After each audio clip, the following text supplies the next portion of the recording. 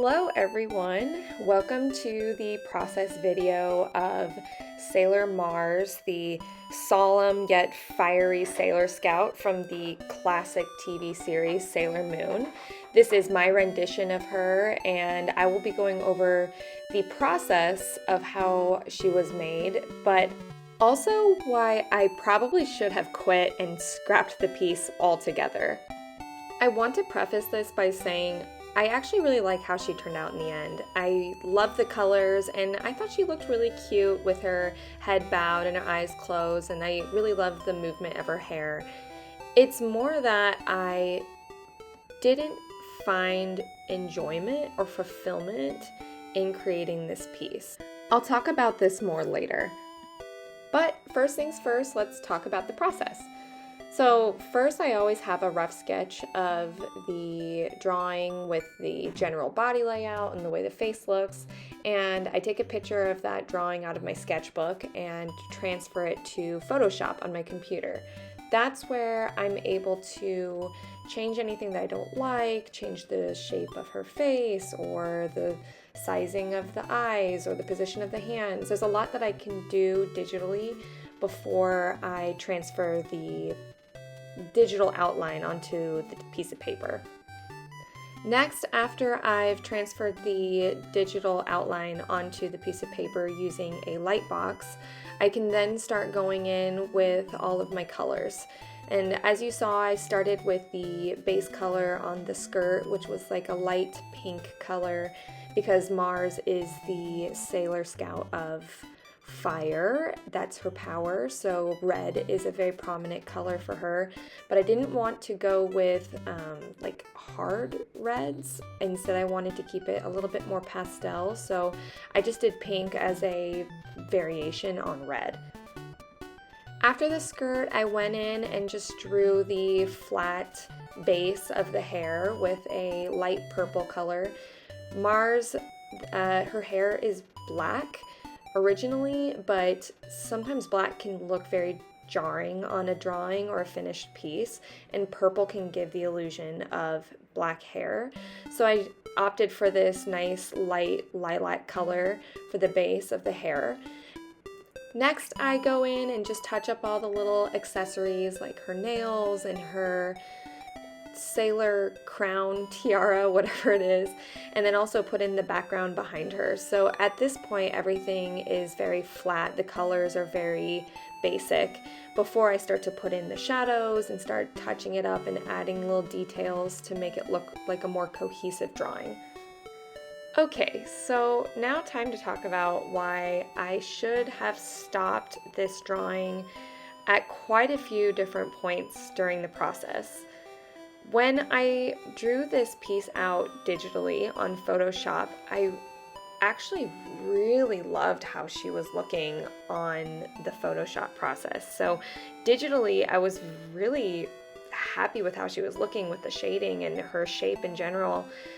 And when I transferred the outline onto paper, I was so confused because it just didn't seem to translate well from digital to physical, if that makes sense. I just didn't feel like she looked as good or looked the same when I put the whole thing on paper. Now, because I'm a perfectionist, I made about 4 or 5 different transfers because I just kept doing it again and again and again, and I was not happy every single time with how it was turning out. This is a point in the process where I probably should have stopped, but I already felt like I'd gone this far and I'd done so much already. Why not finish? It's around this point in the process that I decided to just commit to the drawing. And I'm glad that I finished because I really do feel like I learned a lesson.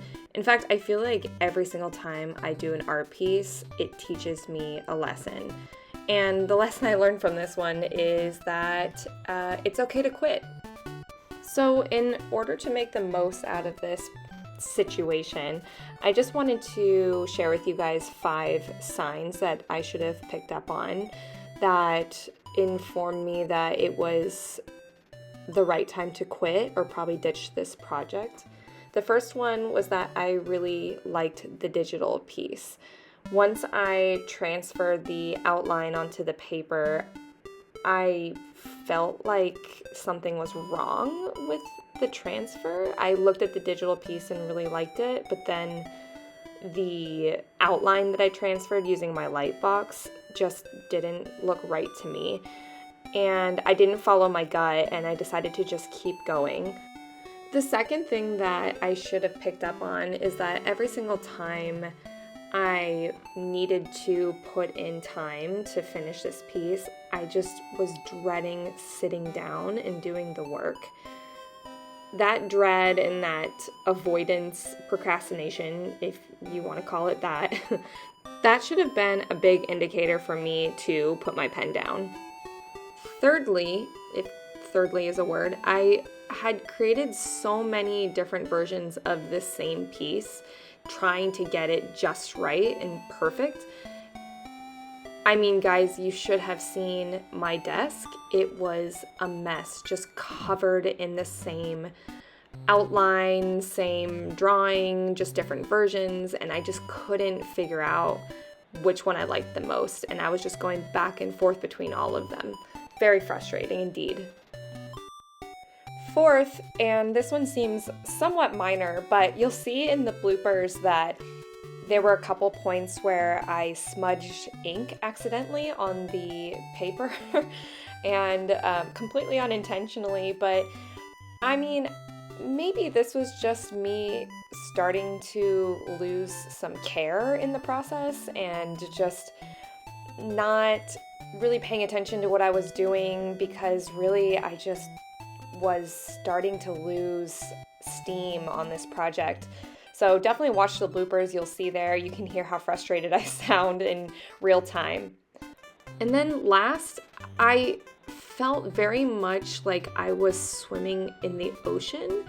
It's the best metaphor I can really think of for this, but if you've ever swam in the ocean, you feel like you're constantly swimming against the tide, or like the waves are pushing you as you're trying to swim forward. It just really felt like that with this piece. Every time I would go to sit down and do something, it just felt like so much effort, and I was working against this unseen force. So once again, I do like how she turned out. I just don't like what it took to get there. And if anything, I hope that my experience can help maybe someone else if they feel like they should quit while they're ahead, or maybe other artists that struggle with, perfectionism or doing things just right. And if anything, too, I mean, I've learned my lesson, and I'm just really glad that I can take this into my projects going forward, because I just don't have all the time in the world to sit down and draw. I'm a mom, and I have another job, and my time is really valuable. So I'm glad I learned this lesson, and I'm really excited to take this forward into some other projects that I'm actually really excited about in the future. In fact, I'll give you guys a little sneak peek for what I have coming up. I made stickers for the first time, and I'm really proud of how they came out. I think you guys are gonna love them. I love them, so that's that. And then I also have a set of digital prints that I'm working on that I am really excited about also. I've really been feeling myself on the digital artwork, and I am like going to town. So look forward to those. I'll be opening my shop soon, and I'll announce that on my social media, so keep your eyes peeled, don't miss it. And that's it for now. I hope you guys enjoyed the video, and stay tuned for more work to come. Have a great week, everybody. Bye.